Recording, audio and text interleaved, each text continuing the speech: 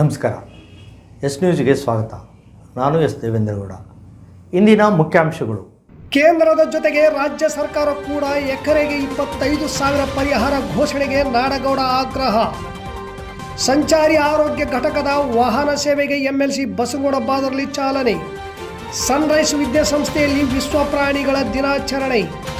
ಬೂದಿಹಾಳ್ ಕ್ಯಾಂಪಿನಲ್ಲಿ ರಸ್ತೆ ಕುಸಿತ, ಸಂಚಾರ ಅಸ್ತವ್ಯಸ್ತ ಸರಿಪಡಿಸಲು ಸಾರ್ವಜನಿಕರ ಆಗ್ರಹ. ದಸರಾ ಅಂಗವಾಗಿ ನಿಜಲಿಂಗ ಸ್ವಾಮಿಗಳಿಂದ ಮದರಕಲ್ ಮತ್ತು ಕೋಳೂರಿನಲ್ಲಿ ಕಾಲಜ್ಞಾನ ಹೇಳಿಕೆ ಮತ್ತು ಭವಿಷ್ಯವಾಣಿ. ನಂಬಿಕೆ, ಕುರುಡು ನಂಬಿಕೆಯ ಬಗ್ಗೆ ಕಲ್ಪನೆಗಳನ್ನು ಹುಟ್ಟುಹಾಕುವ ಪದ. ಮೌಲ್ಯಗಳಿಗೆ ಬದ್ಧತೆಯನ್ನು ಸೂಚಿಸುವ ಪದ. ಎಲ್ಲ ಸಮಯದಲ್ಲೂ ವಿಶ್ವಾಸಾರ್ಹತೆಯನ್ನು ಸೂಚಿಸುವ ನಾಮಪದ. ಆವಿಷ್ಕಾರಕ್ಕೆ ಪೂರ್ವ ಕರ್ಸರ್ ಆಗಿರುವ ಪದ. ಬದ್ಧತೆ, ವಿಶ್ವಾಸಾರ್ಹತೆ ಮತ್ತು ನಾವೀನ್ಯತೆ ಮತ್ತು ಎಲ್ಲ ಮೂರು ಒಟ್ಟಿಗೆ ಸೇರಿದಾಗ ಅವರು ಟ್ರಸ್ಟ್ಗೆ ಸಮಾನಾರ್ಥಕವಾದ ಬ್ರ್ಯಾಂಡ್ ಅನ್ನು ರಚಿಸುತ್ತಾರೆ. 6 ದಶಕಗಳಿಂದ ವಿಶ್ವಾದ್ಯಂತ ಪಂಪಿಂಗ್ ಟ್ರಸ್ಟ್ ಆಗಿರುವ ಬ್ರ್ಯಾಂಡ್. ಪಂಪ್ ಉದ್ಯಮದಲ್ಲಿ ವಿಶ್ವನಾಯಕ. CRI ಪಂಪ್ಸ್, ಪಂಪಿಂಗ್ ಟ್ರಸ್ಟ್ ವಿಶ್ವಾದ್ಯಂತ. ರೇಷನ್ ಕಾರ್ಡ್ನಲ್ಲಿ ನಿನ್ನ ಹೆಸರಿಲ್ಲ ಅನ್ನೋದು ಬಿಟ್ಟರೆ CRI ಪಂಪ್ಸ್ ನೀನು ನಮ್ಮನೆ ಮಗನೇ. ಪ್ರತಿಯೊಂದು ಗ್ರಾಹಕರ ಅಗತ್ಯಕ್ಕಾಗಿ ಒಂದೇ ಜಾಗದಲ್ಲಿ ಪಂಪ್ ಪರಿಹಾರ. 50ಕ್ಕೂ ಹೆಚ್ಚು ವರ್ಷಗಳ ಇಂಜಿನಿಯರ್ ತಂತ್ರಜ್ಞಾನ, ಗರಿಷ್ಠ 5 ಸ್ಟಾರ್ ಪಂಪ್ಗಳು, ISO 9001 ಮತ್ತು ISO 14001 ಅಂತಾರಾಷ್ಟ್ರೀಯ ಪ್ರಾಮಾಣಿಕತೆ, 120ಕ್ಕೂ ಹೆಚ್ಚಿದ್ದು ದೇಶಗಳಿಗೆ ಎಕ್ಸ್ಪೋರ್ಟ್. ವಿದ್ಯುತ್ ಶಕ್ತಿ ಸಚಿವಾಲಯದಿಂದ NEC ಪ್ರಶಸ್ತಿ ಪಡೆದ ಸಂಸ್ಥೆ CRI ಪಂಪ್ಗಳು. ಈಗ ಸಿಂಧನೂರು ನಗರದಲ್ಲಿ ಶಿವಸಾಕ್ಷಿ ಎಲೆಕ್ಟ್ರಿಕಲ್ಸ್ ವರ್ಕ್ಸ್, ಅಕ್ಷರ ಸ್ಮಾರ್ಟ್ ಸ್ಕೂಲ್ ಹತ್ತಿರ, ರಾಯಚೂರು ರಸ್ತೆ, PWD ಕ್ಯಾಂಪ್ ಸಿಂಧನೂರಿನಲ್ಲಿ ಇದೇ ಅಕ್ಟೋಬರ್ 5 ಭಾನುವಾರದಂದು ಪ್ರಾರಂಭ. ಸಂಪರ್ಕಿಸಿ 9731640707. Sakshi electrical work CRI pump dealer service centre. ನಮ್ಮ ಕಡೆಗೆ RO ಪಂಪ್ಗಳು ಸರ್ವಿಸ್ ಮಾಡಲಾಗ್ತದೆ. ಎಲ್ಲ ಥರದ ಮೋಟರ್ಗಳು ರಿವೆಂಡಿಂಗ್ ಮಾಡಲಾಗುತ್ತದೆ. ಕಂಪ್ನಿ ಕಡೆಯಿಂದ ಸರ್ವಿಸ್ ಸೆಂಟರ್ಗೆ ಸೇಲ್ಸ್ ವಿತ್ ಸರ್ವಿಸ್ ಸೆಂಟರ್ಗೆ ನಾಳೆ ರವಿವಾರ 5ನೇ ತಾರೀಕು 10ನೇ ತಿಂಗಳ 2025ರಂದು ನಮ್ಮ ಅಂಗಡಿ ಓಪನಿಂಗ್ ಇದೆ. ಕಂಪಲ್ಸರಿ ಎಲ್ಲರೂ ಬರಬೇಕು.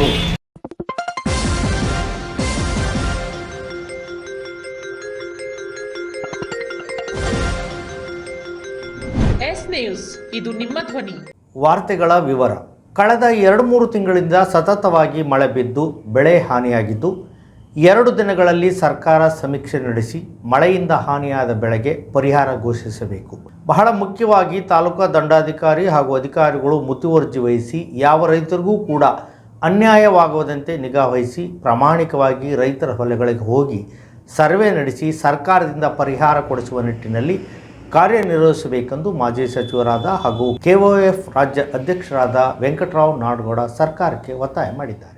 ವಿಪರೀತ ಮಳೆಯಿಂದಾಗಿ ಬೆಳೆಗಳು ಹಾನಿಯಾದ ಹಿನ್ನೆಲೆಯಲ್ಲಿ ಶನಿವಾರದಂದು ತಾಲೂಕಿನ ದಿದ್ದಿಗಿ, ರಾಮತ್ನಾಳ್, ರಾಗಲ್ಪರ್ವಿ, ಯಾಪಲ್ಪರ್ವಿ ಸೇರಿದಂತೆ ಅನೇಕ ಗ್ರಾಮಗಳಿಗೆ ತೆರಳಿ ಹಾನಿಯಾದ ಬೆಳೆಗಳನ್ನು ವೀಕ್ಷಣೆ ಮಾಡಿ ಮಾತನಾಡಿದ ಅವರು, ಮಹಾರಾಷ್ಟ್ರದಲ್ಲಿ ಅತಿ ಹೆಚ್ಚು ಮಳೆಯಾಗಿ ಭೀಮಾ ಮತ್ತು ಕೃಷ್ಣಾ ನದಿಗಳಿಗೆ ನೀರು ಬಂದು ಕಲಬುರಗಿ, ವಿಜಾಪುರ, ರಾಯಚೂರು ಜಿಲ್ಲೆಯಲ್ಲಿ ಹಳ್ಳಿ ಭಾಗದ ಕೆಲವು ಗ್ರಾಮಗಳು ನೀರಿನಲ್ಲಿ ಮುಳುಗಿ ಹೋಗಿವೆ. ರೈತರಿಗೆ ಯಾವ ಬೆಳೆಯೂ ಕೈಗೆ ಸೇರುವ ನಿರೀಕ್ಷೆ ಇಲ್ಲ.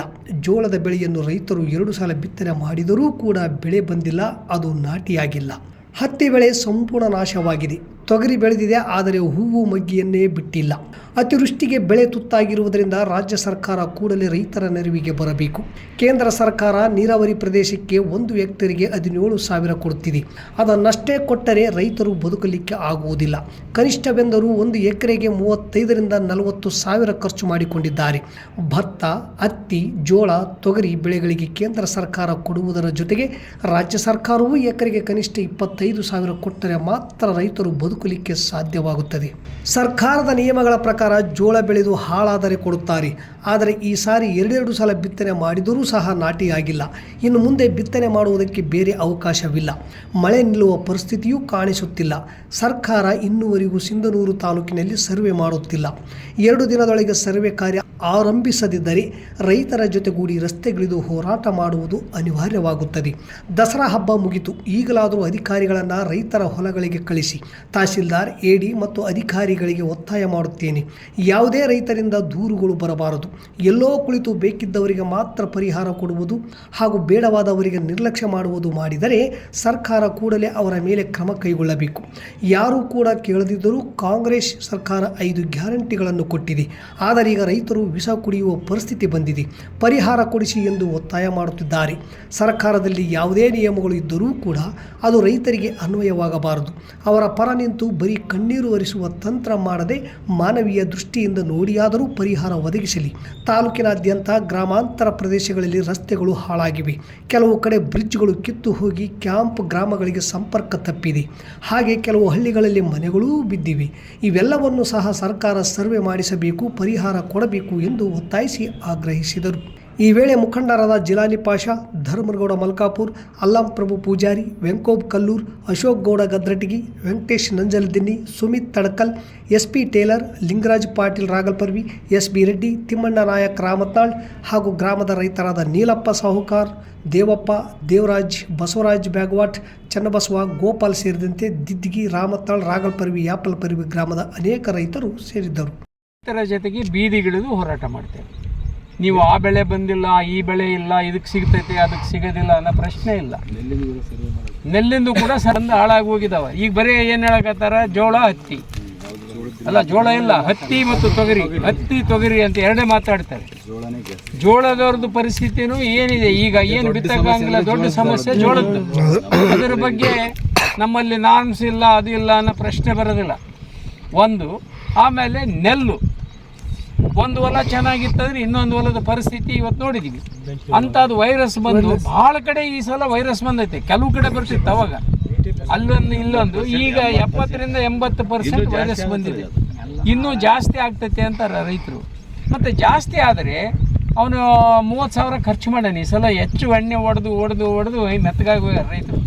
ಈಗ ಗೊಬ್ಬರ ಎಣ್ಣೆ ಎಲ್ಲ ಮಾಡಿ ಈಗ ಅವನ ಕೈಗೆ ಒಂದು 5 ಚೀಲ 6 ಚೀಲ ಎಕರೆಗೆ ಬಂತು ಅಂದರೆ ಹೆಂಗೆ ಬದುಕ್ತಾನೆ? ನೀವು ಅವನಿಗೆ 7,000 ಕೊಡ್ತೀನಿ ಅಂದರೆ ಏನು ಮಾಡ್ಬೇಕು? ಅವನು 7,000 ತಗೊಂಡು ಅವನು ಹಾಕಿದ ಖರ್ಚು ಸಹಿತ ಬರೋದಿಲ್ಲ. ಇದನ್ನು ಸರ್ಕಾರ ಆಲೋಚನೆ ಮಾಡಬೇಕು. ಎಲ್ಲ ಬೆಳೆಗಳಿಗೂ ಪರಿಹಾರ ಕೊಡಬೇಕು. ಒಂದು ಅಲ್ಲ, ಈಗ ಮಳೆ ಬಂದಿರೋದ್ರಿಂದ ಎಲ್ಲ ಬೆಳೆಗಳು ಹಾಳಾಗ್ಯಾವ. ನೀವಿನ್ನೂ ದೂರದಿಂದ ನೋಡಿದರೆ ನಿಮ್ಮ ಯಾವುದು ತೊಗರಿ ಭಾಳ ಚಲೋ ಐತೆ ಅನ್ನಂಗೆ ಕಾಣ್ತೈತೆ. ಒಂದು ಮಗ್ಗಿಲ್ಲ ಹೂ, ಅದ್ರಾಗ ಒಂದು ಮಗ್ಗಿಲ್ಲ, ಹೂ ಇಲ್ಲ. ಅದು ರೈತರಿಗೆ ಗೊತ್ತಾಗ್ತೈತೆ. ಅಧಿಕಾರಿಗಳು ಭಾಳ ಬೋತ್ ಹಚ್ಚಾಯ ಅಂತ ಹೋಗ್ತಾರೆ.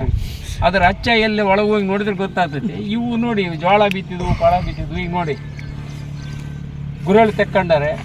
ಜೋಳ ಬಿತ್ತಬೇಕು, ಏನಾರು ಬಿತ್ತಬೇಕಂತ ತಯಾರಿ ಮಾಡ್ಬೇಕಂದ್ರೆ ಮಳೆ ಹೊಲನ ಸ್ವಚ್ಛ ಮಾಡ್ಕೊಳಕ್ಕೆ ಬಿಟ್ಟೆ. ಈಗ ಜೋಳದ ಹೊಲಗಳು ಹೆಂಗಾಗಿ ಹೋಗ್ಯಾವ ಅಂದರೆ, ಮುಂಚೆ ಬಿತ್ತಿದವರಿಗೆ ಜೋಳದಕ್ಕಿಂತ ಜಾಸ್ತಿ ಕಸ ಬಂದವು. ಅವು ಎಲ್ಲಿ ಬರ್ತಾವ, ಏನಾಗ್ತಾವ ಗೊತ್ತಿಲ್ಲ. ಅದಕ್ಕೆ ಒತ್ತಾಯ ಮಾಡ್ತೇನೆ ಸರ್ಕಾರಕ್ಕೆ, ಕೂಡಲೇ ಕ್ರಮ ತಗೋಬೇಕು. ಸರ್ವೆಗಳು ಎಲ್ಲ ಸರ್ವೆಗಳಾಗಬೇಕು. ಮನೆ ಬಿದ್ದಿದ್ದು, ರಸ್ತೆದು, ಬೆಳೆ ಹಾನಿದು ಸರ್ವೆಗಳನ್ನು ಅತಿ ಶೀಘ್ರದಲ್ಲಿ ಮಾಡಬೇಕು. ಇಲ್ಲ ಅಂತಂದ್ರೆ ನೀ ಏನು ಬಿತ್ತಿಲ್ಲ, ಎಲ್ಲೈತೆ. ಈಗ ಇದು ನೋಡಿದ್ರೆ 2 ಸಲ ಬಿತ್ತಾನ. ಈಗ ಇದು ಇನ್ನೊಂದು 4 ದಿನ ಬಂದರೆ ಎಲ್ಲೇ ಒಣಬಲ ತೋರಿಸ್ತಿಲ್ಲಪ್ಪ ಅಂತ. ಕಟ್ಟಡ ಕಾರ್ಮಿಕರ ಕಲ್ಯಾಣ ಮಂಡಳಿ ವತಿಯಿಂದ ನೋಂದಾಯಿತ ಕಟ್ಟಡ ಕಾರ್ಮಿಕರು ಹಾಗೂ ಅವರ ಅವಲಂಬಿತರಿಗೆ ಉಚಿತ ಆರೋಗ್ಯ ಸೇವೆ ಒದಗಿಸುವ ಸಂಚಾರಿ ಆರೋಗ್ಯ ಘಟಕಕ್ಕೆ ವಿಧಾನ ಪರಿಷತ್ ಸದಸ್ಯರಾದ ಬಸನಗೌಡ ಬಾದರ್ಲಿ ಅವರು ಇಂದು ನಗರದಲ್ಲಿ ಚಾಲನೆ ನೀಡಿದರು. ಕಾರ್ಮಿಕ ಕಲ್ಯಾಣ ಮಂಡಳಿಯ ಈ ಯೋಜನೆಯಿಂದ ಅಸಂಘಟಿತ ಕಾರ್ಮಿಕರಿಗೆ ಅವರ ಮನೆ ಸಮೀಪವೇ ಆರೋಗ್ಯ ಸೇವೆ ದೊರೆಯುತ್ತದೆ.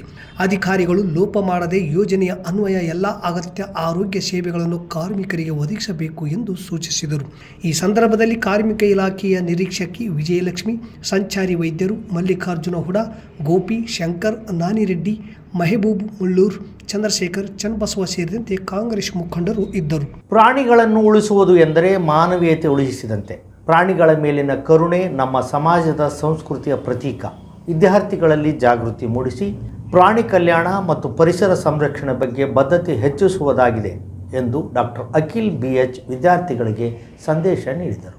ಸಿಂಧನೂರು ನಗರದ ಸನ್ರೈಸ್ ಸ್ಕೂಲ್ ಆಫ್ ನರ್ಸಿಂಗ್ ಕಾಲೇಜಿನಲ್ಲಿ ವಿಶ್ವ ಪ್ರಾಣಿಗಳ ದಿನಾಚರಣೆ ಹಮ್ಮಿಕೊಂಡು ಸಸಿಗೆ ನೀರು ಹಾಕುವ ಮೂಲಕ ಕಾರ್ಯಕ್ರಮ ಉದ್ಘಾಟಿಸಿ ಪ್ರತಿ ಶನಿವಾರದಂದು ನಡೆಯುವ ಉಪನ್ಯಾಸಕರ ಸರಣಿ ಪ್ರಯುಕ್ತ ಆಯೋಜನೆ ಮಾಡಲಾಗಿತ್ತು. ಇದರ ಉದ್ದೇಶದ ಕುರಿತು ಮಾತನಾಡಿ, ವಿಶ್ವ ಪ್ರಾಣಿಗಳ ದಿನಾಚರಣೆಯ ಮಹತ್ವ, ಪ್ರಾಣಿಗಳು ಪರಿಸರದ ಅವಿಭಾಜ್ಯ ಅಂಗ. ಅವಿಲ್ಲದೆ ಮಾನವ ಜೀವನ ಅಸಾಧ್ಯ. ಪ್ರಾಣಿಗಳ ಹಕ್ಕುಗಳನ್ನು ಕಾಪಾಡುವುದು ಮಾನವೀಯ ಕರ್ತವ್ಯ. ಪ್ರಾಣಿಗಳ ಆರೋಗ್ಯವನ್ನು ಕಾಪಾಡುವುದು ರೈತರ ಆರ್ಥಿಕ ಸ್ಥಿರತೆಗೆ ಸಹ ಕಾರಣ. ಪ್ರಾಣಿಗಳ ಬದುಕು ಉಳಿದರೆ ಭೂಮಿಯ ಜೀವನವೂ ಉಳಿಯುತ್ತದೆ ಎಂದರು. ಸಾಕು ಪ್ರಾಣಿಗಳಿಗೆ ಸಮಯಕ್ಕೆ ಸರಿಯಾಗಿ ಲಸಿಕೆ ಹಾಗೂ ಚಿಕಿತ್ಸೆಯನ್ನು ನೀಡುವುದು, ಪಶುಗಳಿಗೆ ಆಹಾರ, ನೀರು ಮತ್ತು ಸುರಕ್ಷಿತ ಆಶ್ರಯ ಒದಗಿಸುವುದು, ರೈತರು ಆಧುನಿಕ ಪಶುಪಾಲನಾ ವಿಧಾನಗಳನ್ನು ಅಳವಡಿಸಿಕೊಳ್ಳುವುದು, ಬೀದಿ ನಾಯಿಗಳು, ಬೆಕ್ಕುಗಳಿಗೆ ಕರುಣೆ ತೋರಿಸಿ ನಿರ್ವ್ಯಾಜ್ಯವಾಗಿ ಆರೈಕೆ ಮಾಡುವುದು, ವನ್ಯಜೀವಿಗಳ ಸಂರಕ್ಷಣೆಗಾಗಿ ಕಾನೂನು ಪಾಲನೆ ಮತ್ತು ಪರಿಸರ ಸಂರಕ್ಷಣೆ, ಪ್ರಾಣಿಗಳ ಮೇಲೆ ಹಿಂಸೆ, ಕ್ರೂರತೆ ತೋರಬಾರದು, ಅತಿಯಾದ ರಾಸಾಯನಿಕ ಔಷಧಿ ಬಳಸಿ ಪಶುಗಳ ಆರೋಗ್ಯ ಹಾಳು ಮಾಡಬಾರದು, ಪ್ರಾಣಿಗಳನ್ನು ಅತಿಯಾಗಿ ಕೆಲಸಕ್ಕೆ ಬಳಸಬಾರದು, ಕಾನೂನು ಬಾಹಿರವಾಗಿ ವನ್ಯಜೀವಿಗಳ ಬೇಟೆ, ಸಾಗಾಟ, ಮಾರಾಟ ಮಾಡಬಾರದು, ಸಾಕು ಪ್ರಾಣಿಗಳನ್ನು ನಿರ್ಲಕ್ಷಿಸಿ ಬೀದಿಗೆ ಬಿಟ್ಟು ಬಿಡಬಾರದು. ಈ ವೇಳೆ ಪ್ರಥಮ ವರ್ಷದ ನರ್ಸಿಂಗ್ ವಿದ್ಯಾರ್ಥಿನಿ ಅಶ್ವಿನಿ ಪ್ರಾರ್ಥಿಸಿದರು. ಅತಿಥಿಗಳಾಗಿ ಇರ್ಷಾದ್ ಕೆ ಅತ್ತಾರ್, ಕಾರ್ಯದರ್ಶಿ ಇರ್ಫಾನ್ ಕೆ ಅತ್ತಾರ್ ಸಮಾರಂಭ ನಿರ್ವಹಣೆಯನ್ನು ಪ್ರಾಚಾರ್ಯ ಸಿರಿಲ್ ನೆರವೇರಿಸಿದರು. ಉಪನ್ಯಾಸಕರಾದ ಸಂತೋಷಿ, ಆಸುಪಾಶ, ಪ್ರಶಾಂತ್, ವೀರೇಶ್, ರಾಧಿಕಾ, ಜ್ಞಾನೇಶ್ವರಿ, ವೀರೇಶ್ವರಿ, ರಾಜೇಶ್, ದಿಲೀಪ್, ಹಾಸಿಫ್, ಪುಟ್ರಾಜ್, ಮನೋಹರ್ ಸೇರಿದಂತೆ ವಿದ್ಯಾರ್ಥಿಗಳು ಉಪಸ್ಥಿತರಿದ್ದರು. ಅಂತ ಹೇಳ್ತೀವಿ ನಾವು. ಅದರಲ್ಲಿ ಗೈಡ್ ಡಾಗ್ಸ್ ಆಗಿರ್ಬೋದು, ಥೆರಪಿ ಅನಿಮಲ್ಸ್ ಆಗಿರ್ಬೋದು, ಎಲ್ಲವೂ ಬರ್ತದೆ. ಗೈಡ್ ಡಾಗ್ಸ್ ಬಂದ್ಬಿಟ್ಟು ಒಂದು ಮಿಲಿಟರಿಯಲ್ಲಿ ಯೂಸ್ ಮಾಡ್ತೀವಿ ನಾವು, ಕರೆಕ್ಟಾ? ಮಿಲಿಟರಿಯಲ್ಲೆಲ್ಲ ಡಾಗ್ಸ್ ಯೂಸ್ ಮಾಡ್ತಾ ಇದೀವಿ ನಾವೀಗ. ರೀಸೆಂಟ್ಲಿ ಮುದೋಳ್ ಕೂಡ ನಮ್ಮ ಇಂಡಿಯನ್ ಆರ್ಮಿಗೆ ಜಾಯಿನ್ ಮಾಡಿಸ್ತೀವಿ. ನೆಕ್ಸ್ಟ್ ಥೆರಪಿ ಅನಿಮಲ್ಸ್ ಅಂತ ಅಂದ್ಬಿಟ್ಟು, ಥೆರಪಿ ಅನಿಮಲ್ಸ್ ಏನು ಅಂತಂದ್ರೆ ಕೆಲವೊಬ್ಬರಿಗೆ ಕಣ್ಣು, ಕಿವಿ ಕಾಣಿಸ್ತಾ ಇರಲ್ಲ, ಕೇಳಿಸ್ತಾ ಇರಲ್ಲ. ಸೊ ಅಂತವಕ್ಕೆ ಥೆರಪಿ ಡಾಗ್ಸ್ ಅಂತ ಬರ್ತಾರೆ. ಸೊ ಅದೆಲ್ಲ ದಾರಿ ತೋರಿಸುತ್ತೆ ಅವಕ್ಕೆ, ಯಾರಿಗೆ ಕಣ್ಣು ಕಾಣಲಾರ್ದವರಿಗೆ, ಕಿವಿ ಕೇಳಿಸಲಾರ್ದವರಿಗೆ. They help. ಕೆಲವೊಂದ್ಸಲ ಮೆಂಟಲಿ ಇನ್ಸ್ಟೇಬಲ್ ಪೇಷಂಟ್ಸ್ ಇರ್ತಾರೆ, ಸರಿನಾ? ಸೊ ಅಂತವಕ್ಕೂ ಕೂಡ ಡಾಗ್ಸ್ ನ ಯೂಸ್ ಮಾಡ್ತೀವಿ. ನೆಕ್ಸ್ಟ್ ಬಂದ್ಬಿಟ್ಟು ಅಗ್ರಿಕಲ್ಚರ್ ಅಲ್ಲಿ, ಸೊ ಡೈರಿ ಆಗಿರ್ಬೋದು, ಶೀಪ್ ಬೋರ್ಡ್ ಆಗಿರ್ಬೋದು, ಪೌಲ್ಟ್ರಿ ಆಗಿರ್ಬೋದು, ಪಿಗರಿ, ಫಿಶರೀಸ್, ನಿಮಗೆಲ್ಲ ಗೊತ್ತೇ ಇದೆ. ಮತ್ತೆ research and medicine, lab animals. ಇಲ್ಲಿ ಫಾರ್ಮಸಿ ಸ್ಟೂಡೆಂಟ್ಸ್ ಇದ್ದಾರೆ ಅನ್ಕೊಂಡೆ, ಇದೆಯಲ್ಲ ನರ್ಸಿಂಗ್ ಅಷ್ಟೇ ಇದೆ ಅಥವಾ pharmacy students? Nursing paramedical nursing ಅಂತ ಪ್ಯಾರಾಮೆಡಿಕಲ್. ಸೊ ಲ್ಯಾಬ್ ಅನಿಮಲ್ಸ್ ಕೂಡ ನಾವು ಮೇಜರ್ ಆಗಿ ಫಾರ್ಮಾಸ್ಯೂಟಿಕಲ್ ಇಂಡಸ್ಟ್ರಿಯಲ್ಲಿ ಯೂಸ್ ಮಾಡ್ತಾ ಇರ್ತೀವಿ. ಸೊ ಲ್ಯಾಬ್ ಅನಿಮಲ್ಸ್ ಇದೆ, ಚಿಕ್ಕವಿದಾವೆ, ಅವಕ್ಕೇನು ಆಗಲ್ಲ, ನಾವು ಎಷ್ಟು ಬೇಕಷ್ಟು ಯೂಸ್ ಮಾಡ್ಕೋಬಹುದು ಅನ್ನೋ ತರ ಇಲ್ಲ ಈಗ, ಸರಿನಾ? ಈಗ CBCSE ಅಂತ ಒಂದು ಕಮಿಟಿ ಇದೆ. ಸೊ ಆ ಕಮಿಟಿ ಪ್ರಕಾರ ಟೋಟಲ್ ಆಗಿ ನಾವು ಎಷ್ಟು ಅನಿಮಲ್ಸ್ ಒಂದು ರಿಸರ್ಚ್ ಯೂಸ್ ಮಾಡಬೇಕು ಅನ್ನೋದನ್ನ ಅವರು ನಿರ್ದಿಷ್ಟವಾಗಿ ಹೇಳ್ತಾರೆ. ನೀವು ಇಷ್ಟೇ ಅನಿಮಲ್ಸ್ ನ ತಗೋಬೇಕು ಅನ್ನೋದು ಸ್ಟ್ಯಾಟಿಸ್ಟಿಕಲ್ ಅನಾಲಿಸಿಸ್ ಅಂತ ಮಾಡ್ತೀವಿ. ತಾಲೂಕಿನ ಬೂದಿಹಾಳ ಕ್ಯಾಂಪಿನಲ್ಲಿ ರಾಮಾಲಯ ದೇವಸ್ಥಾನದ ಎದುರುಗಡೆ ಇರುವ ರಸ್ತೆ ಕಿತ್ತು ಹೋಗಿದೆ. ಈ ಕ್ಯಾಂಪಿನಲ್ಲಿರುವ ಅರ್ಧ ಜನರು ಇದೇ ರಸ್ತೆಯಲ್ಲಿ ಅವಲಂಬಿಸಿದ್ದು ಸಂಚಾರಕ್ಕೆ ಅಡ್ಡಿಯಾಗಿದೆ. 3 ವರ್ಷಗಳ ಹಿಂದೆ ಪಂಚಾಯತ್ ರಾಜ್ ಇಲಾಖೆ ನರೇಗಾ ಯೋಜನೆಯಡಿಯಲ್ಲಿ ನಿರ್ಮಿಸಿದ ರಸ್ತೆಯು ತೀರಾ ಕಳಪ ಮಟ್ಟದಿಂದ ಕೂಡಿದ್ದು ವಾಹನಗಳ ಸಂಚಾರದಿಂದ ಕುಸಿದು ಬಿದ್ದಿದೆ ಎಂದು ಕ್ಯಾಂಪಿನ ಜನರು ಆರೋಪ ಮಾಡಿದ್ದಾರೆ. ಈ ರಸ್ತೆಗೆ ಪಂಚಾಯತ್ ರಾಜ್ ಇಲಾಖೆಯು 40 ಲಕ್ಷ ಖರ್ಚು ಮಾಡಿ ನಿರ್ಮಿಸಿದ ರಸ್ತೆ 3 ವರ್ಷದಲ್ಲಿ ಕಿತ್ತು ಹೋಗಿದ್ದು, ಅಧಿಕಾರಿಗಳ ಮತ್ತು ಗುತ್ತಿಗೆದಾರರ ಕಾರ್ಯವೈಖರಿಗೆ ಕ್ಯಾಂಪಿನ ಜನರು ಇಡೀ ಶಾಪವನ್ನೇ ಹಾಕುತ್ತಿದ್ದಾರೆ. ಅಧಿಕಾರಿಗಳು ಕೂಡಲೇ ರಸ್ತೆಯನ್ನು ಸರಿಪಡಿಸಿ ಜನರ ಸಂಚಾರಕ್ಕೆ ಅನುಕೂಲ ಮಾಡಿಕೊಡಲು ಮನವಿ ಮಾಡಿಕೊಂಡಿದ್ದಾರೆ. ಸಂಬಂಧಿಸಿದ ಅಧಿಕಾರಿಗಳು, ಗುತ್ತಿಗೆದಾರರು ಇತ್ತ ಒಂದು ಸಾರಿ ಗಮನಿಸಿ ನೀವು ಮಾಡಿದ ಘನಂದಾರಿ ರಸ್ತೆಯ ಕಾಮಗಾರಿ ಕೆಲಸವನ್ನು ವೀಕ್ಷಿಸಿ ಆದಷ್ಟು ಬೇಗ ಈ ರಸ್ತೆಯನ್ನು ಸರಿಪಡಿಸಿ ಕ್ಯಾಂಪಿನ ಜನರ ಸಂಚಾರಕ್ಕೆ ಅನುಕೂಲ ಮಾಡಿಕೊಡಬೇಕು. ಇಲ್ಲದೆ ಹೋದರೆ ಮೇಲಾಧಿಕಾರಿಗಳ ಗಮನಕ್ಕೆ ತಂದು ಪ್ರತಿಭಟನೆ ನಡೆಸಲಾಗುವುದು ಎಂದು ಎಚ್ಚರಿಸಿದರು. ದೇವದುರ್ಗ ತಾಲೂಕಾ ಗಬ್ಬೂರು ಹೋಬಳಿ ವ್ಯಾಪ್ತಿಯ ಬರುವ ಮೈಲಾರ್ ಲಿಂಗೇಶ್ವರ ದೇವಸ್ಥಾನದಲ್ಲಿ ದಸರಾ ಮಹೋತ್ಸವ ಅಂಗವಾಗಿ ಸೆಪ್ಟೆಂಬರ್ 27ರಿಂದ ಅಕ್ಟೋಬರ್ 2ರವರೆಗೆ 5 ದಿನದ ನಂದಾದೀಪ ಮತ್ತು ವಿಶೇಷ ಪೂಜಾ ಭಜನಾ ಕಾರ್ಯಕ್ರಮ ದೇವಸ್ಥಾನದಲ್ಲಿ ವಿಜೃಂಭಣೆಯಿಂದ ನಡೆಯಿತು. ಮೈಲಾರ್ ಲಿಂಗೇಶ್ವರ ದೇವಸ್ಥಾನದಲ್ಲಿ ಸುಮಾರು 400 ವರ್ಷಗಳಿಂದ ಅನ್ನದಾತರ ಕಾಲಜ್ಞಾನ ಭವಿಷ್ಯ ನುಡಿಯಲಾಗುತ್ತಿದೆ. ದೇವಸ್ಥಾನದ ಪೀಠಾಧೀಶರಾದ ನಿಜಲಿಂಗಸ್ವಾಮಿಯವರು ಕಾಲಜ್ಞಾನ ಹೇಳಿಕೆ ಮತ್ತು ಭವಿಷ್ಯವಾಣಿ ನುಡಿಯುತ್ತಾರೆ. ಸುಕ್ಷೇತ್ರ ಸುತ್ತಮುತ್ತಲಿನ ಗ್ರಾಮದ ಸದ್ಭಕ್ತಾದಿಗಳು ಇವರು ಹೇಳುವ ದೈವವಾಣಿ ಮೇಲೆ ಈ ಭಾಗದ ರೈತಾಪಿ ವರ್ಗದ ಜನ ದೈವವಾಣಿಯಂತೆ ಕಾಣುತ್ತಾರೆ. ಸೆಪ್ಟೆಂಬರ್ 27ರಂದು ಬೆಳಗ್ಗೆ ಮೈಲಾರ್ ಲಿಂಗೇಶ್ವರ ದೇವರಿಗೆ ವಿಶೇಷ ಪೂಜೆ ಸಲ್ಲಿಸಿ ಸಂಜೆ 6 ಗಂಟೆಗೆ ಸುಕ್ಷೇತ್ರ ಕೋಳೂರು ಮೈಲಾರ್ ಲಿಂಗೇಶ್ವರ ದೇವರೊಂದಿಗೆ ದೇವಸ್ಥಾನದಿಂದ ಊರಿನ ಸುತ್ತಮುತ್ತಲಿನ ಸದ್ಭಕ್ತಾದಿಗಳು ಸೇರಿ ಹೆಮ್ಮನಾಳ್ ಮದರಕಲ್ ಗ್ರಾಮದಿಂದ ಕೃಷ್ಣಾ ನದಿಗೆ ತೆರಳಿ ನದಿಯಲ್ಲಿ ದೇವರಿಗೆ ವಿಶೇಷ ಪೂಜೆ ಸಲ್ಲಿಸಿ ನಂತರ ಮದರಕಲ್ ಗ್ರಾಮಕ್ಕೆ ಬಂದು ಮದರಕಲ್ ಗ್ರಾಮದಲ್ಲಿ ಮೊದಲ ದೈವವಾಣಿ 4 ಮೂಲೆ ಕುಂಬಾರನ ಗಡಿಗೆ ತುಳಿ ಕಾಡಿತ್ತು. ಮೈಲಾರಲಿಂಗ ಇರುತ್ತಾನ, ಅಭಿಮಾನದ ಬೀಜ ಒಕ್ಕಲ ಮಗನ ಹುಡಿ ಕಟ್ಯಾನ, ಇಡು 7 ಕೋಟಿಗೆ ಎಂದು ನುಡಿದರು. ಮದರಕಲ್ ಗ್ರಾಮದ ಭಕ್ತರು ದೇವರಿಗೆ ವಿಶೇಷ ಪೂಜೆ ಸಲ್ಲಿಸಿದರು. ನಂತರ ಹೇಮನಾಳ ಗ್ರಾಮಕ್ಕೆ ತೆರಳಿ ಗ್ರಾಮದ ಭಕ್ತರು ದೇವರಿಗೆ ವಿಶೇಷ ಪೂಜೆ ಮಾಡಿ ದರ್ಶನ ಪಡೆದುಕೊಂಡು ಕೋಳೂರು ಗ್ರಾಮಕ್ಕೆ ಬಂದು ಎರಡನೇ ನುಡಿ ಮುತ್ತಿನ ಬಾಜಾರದಾಗ ಕಂಚಿ ಕಲ್ಯಾಣ ಕುದುರೆ ಅಕ್ಕರ ಒಡೆದಾದ ಇಡು 7 ಕೋಟಿಗೆ ಎಂದು ಭವಿಷ್ಯವಾಣಿ ನುಡಿದರು. ಕೋಳೂರು ಗ್ರಾಮದ ಸುತ್ತಮುತ್ತಲಿನ ಸದ್ಭಕ್ತಾದಿಗಳು ದಸರಾ ಮಹೋತ್ಸವವನ್ನು ಅಕ್ಟೋಬರ್ 2ರಂದು ರಾತ್ರಿ 9 ಗಂಟೆಗೆ ಬನ್ನಿ ಮುಡಿದು ದಸರಾ ಹಬ್ಬವನ್ನು ಮೈಲಾರಲಿಂಗ 7 ಕೋಟಿಗಳು ಕೋಟಿಗೆ ಎನ್ನುತ್ತಾ ಸಂಭ್ರಮದಿಂದ ಸಡಗರದಿಂದ ಆಚರಿಸಿದರು. ಮತ್ತೊಮ್ಮೆ ಮುಖ್ಯಾಂಶಗಳು. ಕೇಂದ್ರದ ಜೊತೆಗೆ ರಾಜ್ಯ ಸರ್ಕಾರ ಕೂಡ ಎಕರೆಗೆ 25,000 ಪರಿಹಾರ ಘೋಷಣೆಗೆ ನಾಡಗೌಡ ಆಗ್ರಹ. ಸಂಚಾರಿ ಆರೋಗ್ಯ ಘಟಕದ ವಾಹನ ಸೇವೆಗೆ ಎಂಎಲ್ಸಿ ಬಸನಗೌಡ ಬಾದರ್ಲಿ ಚಾಲನೆ. ಸನ್ರೈಸ್ ವಿದ್ಯಾಸಂಸ್ಥೆಯಲ್ಲಿ ವಿಶ್ವ ಪ್ರಾಣಿಗಳ ದಿನಾಚರಣೆ. ಬೂದಿಹಾಳ್ ಕ್ಯಾಂಪಿನಲ್ಲಿ ರಸ್ತೆ ಕುಸಿತ, ಸಂಚಾರ ಅಸ್ತವ್ಯಸ್ತ ಸರಿಪಡಿಸಲು ಸಾರ್ವಜನಿಕರ ಆಗ್ರಹ. ದಸರಾ ಅಂಗವಾಗಿ ನಿಜಲಿಂಗ ಸ್ವಾಮಿಗಳಿಂದ ಮದರಕಲ್ ಮತ್ತು ಕೋಳೂರಿನಲ್ಲಿ ಕಾಲಜ್ಞಾನ ಹೇಳಿಕೆ ಮತ್ತು ಭವಿಷ್ಯವಾಣಿ. ಇಲ್ಲಿಗೆ ವಾರ್ತಾ ಪ್ರಸಾರ ಮುಕ್ತಾಯವಾಯಿತು. ನಿರಂತರ ಸುದ್ದಿಗಾಗಿ ವೀಕ್ಷಿಸಿ ಎಸ್ ನ್ಯೂಸ್. ಇದು ನಿಮ್ಮ ಧ್ವನಿ. ನಮಸ್ಕಾರ.